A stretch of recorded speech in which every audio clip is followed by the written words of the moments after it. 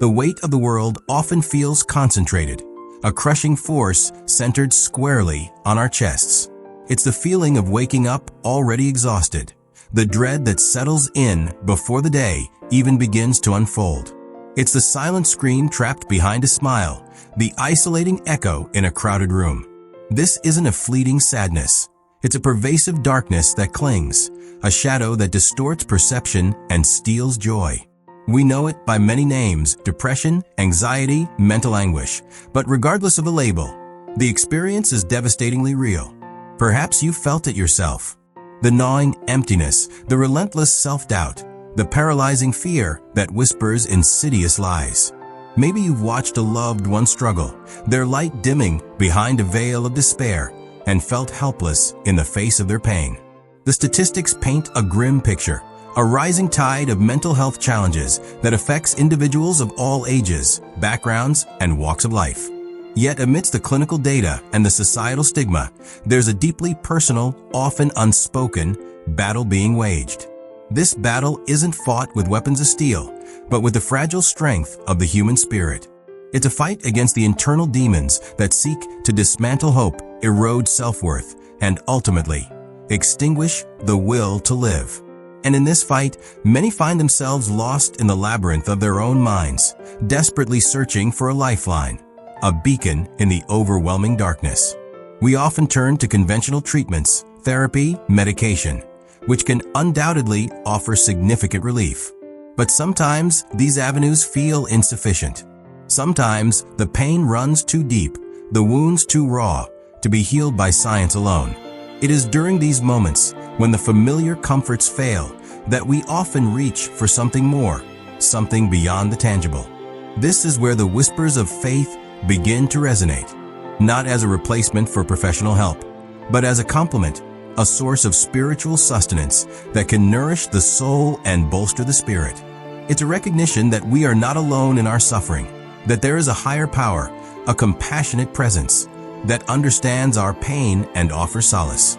This video explores one such avenue of faith, the intercession of Saint Dymphna, the patron saint of those suffering from depression, anxiety, and mental anguish. It's not about magic or miracles, but about the power of prayer, the comfort of community, and the enduring strength of hope. It's about finding light in the darkest corners of our minds, and remembering that even when we feel utterly lost, we are not forgotten. We delve into the stories of individuals who have found solace and strength through Saint Dymphna's guidance, not as a cure-all, but as a source of comfort and resilience. These are real people, grappling with real struggles, who have discovered a renewed sense of purpose and peace through their faith.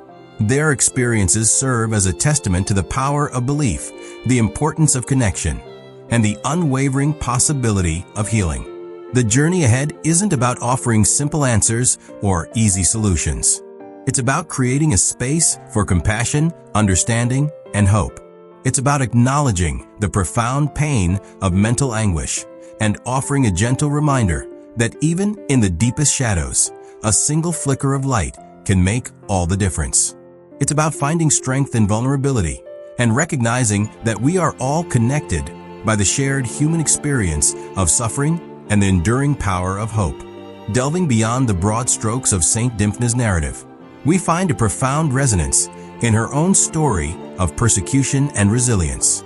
Tradition holds that she fled her homeland to escape the unwanted advances of her father after the tragic loss of her mother. This act of defiance, this unwavering commitment to her faith and personal integrity, forms the bedrock of her appeal to those grappling with inner turmoil. It's not merely about divine intervention, it's about recognizing a kindred spirit, someone who faced unimaginable adversity and chose to stand firm in her convictions. A pivotal aspect often overlooked is the communal element fostered by veneration of Saint Dymphna. Consider the numerous shrines and centers established in her name, places of refuge where individuals can gather, share their burdens, and find solace in collective prayer. These spaces transcend mere physical locations. They become symbolic havens, representing a shared commitment to supporting one another through periods of mental distress. This sense of belonging, this knowledge that one is not alone in their struggles, can be profoundly therapeutic. Furthermore, the act of reciting the prayer itself can be viewed as a form of meditative practice. The focused repetition of words, the deliberate channeling of intention, can create a sense of calm and centeredness, disrupting the relentless cycle of negative thoughts and anxieties. It's akin to tending a garden, weeding out the invasive thoughts that choke the spirit and cultivating seeds of hope and self-compassion. Now, consider how this applies when you face the paralyzing grip of anxiety. It's not about magically erasing the source of your worries, but about anchoring yourself in the present moment, finding a focal point to redirect your racing thoughts. The prayer in this context becomes a tool for grounding, a means of regaining control when your mind threatens to spiral out of orbit. Conversely, for those battling the insidious apathy of depression, the prayer can serve as a spark, a gentle nudge towards re-engagement with life. It's about rekindling a sense of purpose, however small, and reminding yourself of your inherent worth. It's less about seeking immediate joy and more about cultivating a sense of hope for a brighter future, a belief that even in the darkest of times, light can still penetrate. Another crucial layer is the symbolic representation of Saint Dymphna, often depicted with a sword, symbolizing her martyrdom, but also her strength and unwavering resolve. This imagery serves as a potent reminder that even in the face of overwhelming odds, we possess an inner resilience, a capacity to overcome adversity. It encourages us to view our mental health struggles not as weaknesses, but as battles to be fought with courage and determination. Building on this, however, it's important to acknowledge that faith is a deeply personal journey. The efficacy of prayer, the connection to Saint Dymphna, will vary from individual to individual. There's no one-size-fits-all approach. The key is to approach it with an open heart and a genuine desire for healing, allowing the process to unfold organically, without imposing unrealistic expectations. It's about finding what resonates with your soul and using it as a tool to navigate the complexities of mental well-being. Reflecting on this journey so far, we perceive the emergence of something akin to a mosaic, where individual tesserae of faith, resilience, and communal support coalesce to form a larger, more intricate picture of hope. It's not merely about the invocation of a saint, but rather the orchestration of inner resources, amplified by a shared belief in the possibility of healing. The essence lies not in a passive expectation of divine intervention, but in an active engagement with one's own capacity for strength, fostered within the nurturing embrace of a supportive community. The narrative threads we followed intimate a deeper truth, that the path toward mental well-being is rarely a solitary endeavor. Much like a vine requiring a trellis to ascend, the human spirit often needs external structures of support to flourish amidst the storms of life. These structures can take many forms: the unwavering presence of loved ones, the empathetic ear of a therapist, or the collective resonance of a faith community. The common denominator is the recognition that we are not islands, adrift in a sea of despair, but rather interconnected beings, capable of offering and receiving solace. Drawing these conceptual strands together, we see a pattern emerge, a recognition that the act of seeking solace through faith, particularly in moments of profound vulnerability, is itself an act of empowerment. It's a declaration that one refuses to be defined by their struggles, that they actively seek avenues of hope, even when the landscape appears bleak. It's about reclaiming agency in the face of adversity, choosing to believe in the possibility of a brighter tomorrow, even when the present is shrouded in darkness. In light of these insights, the path forward becomes clearer, not as a straight and unwavering line, but as a winding road, punctuated by moments of both progress and setbacks. The key is to maintain a steadfast commitment to the journey, embracing the imperfections, and recognizing that healing is a process, not a destination.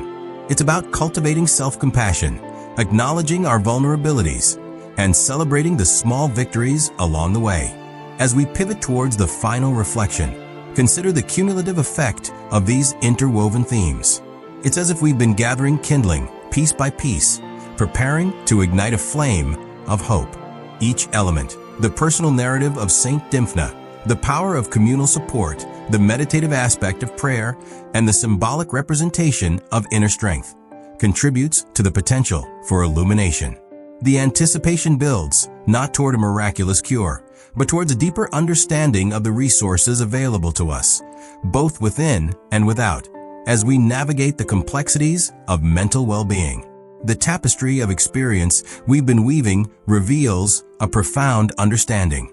It's not about a linear progression, but an intricate dance between faith, resilience, and community. This dance allows us to recognize that we are not merely passive recipients of fate, but active participants in our own healing. The journey is not about erasing the shadows, but about learning to navigate them, finding strength in vulnerability, and illuminating the path forward with the unwavering belief in the possibility of hope. As the echoes of these stories fade, a central truth remains. The human spirit, though susceptible to profound darkness, possesses an inherent capacity for resilience, a light that, however faint, can never be truly extinguished. The journey through mental anguish is rarely a solitary ascent. It is a shared expedition, a collaborative effort where faith, community, and inner strength intertwine to illuminate the path forward. We are not defined by our struggles, but by how we choose to navigate them, by the courage we muster to seek solace, and by the unwavering belief that healing is always possible. The invocation of Saint Dymphna, then, becomes more than a mere act of supplication. It's a symbolic embrace of hope, a recognition that even in the deepest valleys of despair, there is a guiding presence, a compassionate hand reaching out to offer comfort and support. It's an affirmation that we are not alone in our suffering, that countless others have traversed similar terrain, and that their experiences can serve as beacons, illuminating the way towards recovery and wholeness. But this journey demands more than passive faith.